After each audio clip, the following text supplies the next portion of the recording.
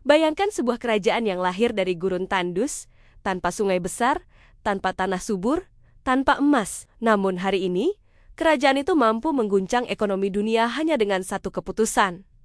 Inilah kisah Arab Saudi, dan inilah kronik kapital. Apa yang membuat negara yang bahkan belum berusia 1 abad ini menjadi salah satu pusat kekuasaan global? Jawabannya bukan hanya minyak. Jawabannya adalah aliansi, strategi, kompromi, dan permainan kekuasaan yang dirancang jauh sebelum dunia modern terbentuk. Sebelum istana emas, sebelum jet pribadi, sebelum kota futuristik seperti NEO Arab Saudi, hanyalah hamparan pasir dan suku-suku yang hidup berpindah. Tidak ada negara, tidak ada industri, tidak ada kekayaan. Yang ada hanyalah iman, tradisi, dan konflik antar suku yang tak pernah usai. Namun pada abad ke-18, sebuah kesepakatan sunyi di tengah gurun mengubah segalanya. Tahun 1744, dua pria bertemu, Muhammad bin Saud, seorang penguasa lokal, dan Muhammad bin Abdul Wahab, seorang reformis agama.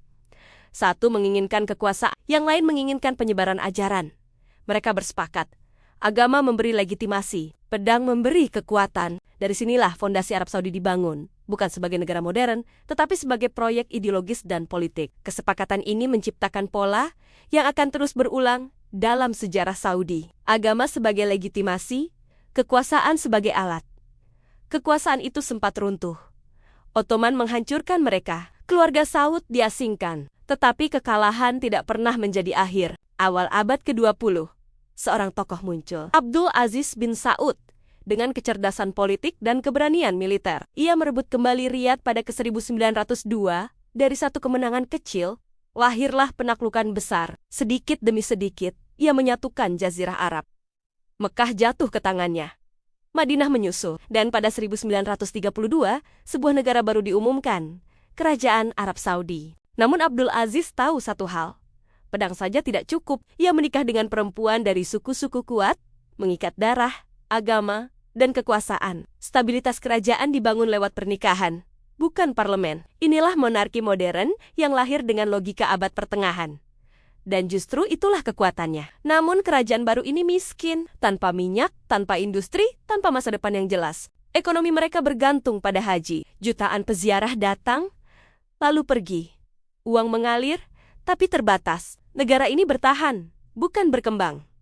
Sampai akhirnya, dunia luar datang. Bukan lewat tentara, melainkan lewat perusahaan. Tahun 1933, Arab Saudi menandatangani perjanjian dengan Standard Oil of California, perusahaan yang berasal dari kerajaan bisnis John D. Rockefeller. Bagi keluarga Saud, ini adalah taruhan. Bagi Amerika, ini adalah peluang strategis. 5 tahun kemudian, 1938, sebuah bor menembus pasir Deron.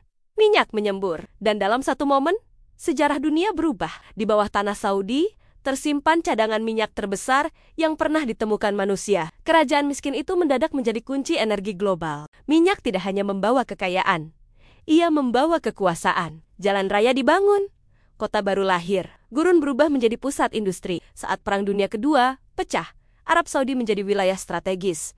Amerika membangun pangkalan militer, aliansi militer dan energi pun terbentuk. Inilah simbiosis baru.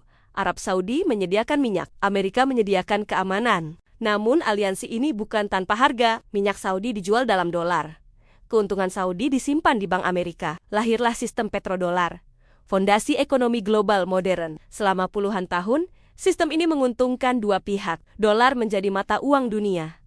Keluarga Saud menjadi tak tergoyahkan. Tetapi di balik aliran uang, muncul ketegangan. Agama yang mengajarkan kesederhanaan berhadapan dengan istana berlapis emas. Rakyat hidup sederhana, elit hidup berlebihan. Kritik dibungkam.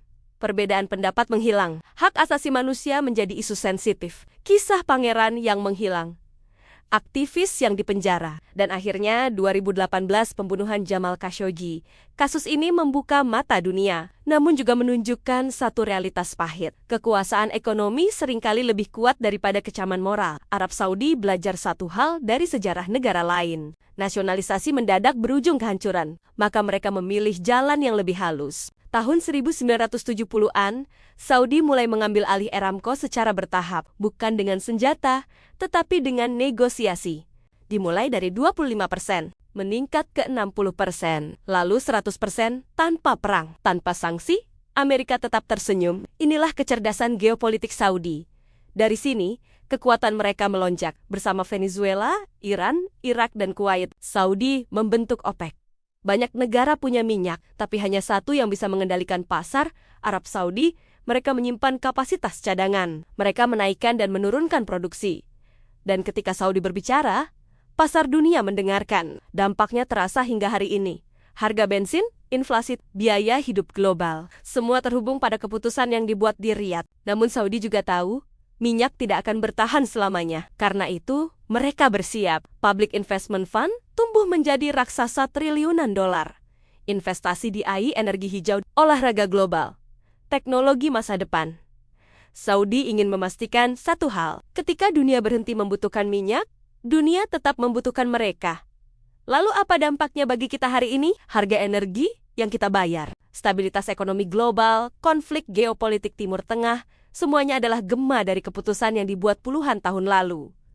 Aliansi Saudi Amerika membentuk dunia modern. Petrodolar menopang sistem keuangan global. Dan kekayaan minyak masih menentukan arah politik internasional. Arab Saudi bukan sekadar negara. Ia adalah hasil dari sejarah panjang strategi, kompromi, dan kekuasaan. Pertanyaannya sekarang bukan bagaimana mereka menjadi kaya, tetapi apakah mereka bisa tetap berkuasa ketika dunia berubah? Karena ketika minyak berhenti mengalir, yang tersisa hanyalah strategi. Dan sejarah menunjukkan satu hal. Keluarga Saud selalu bermain untuk jangka panjang. Jika kamu bertahan sampai akhir video ini, tuliskan emoji apapun di kolom komentar. Jangan lupa like dan subscribe ke Kronik Kapital.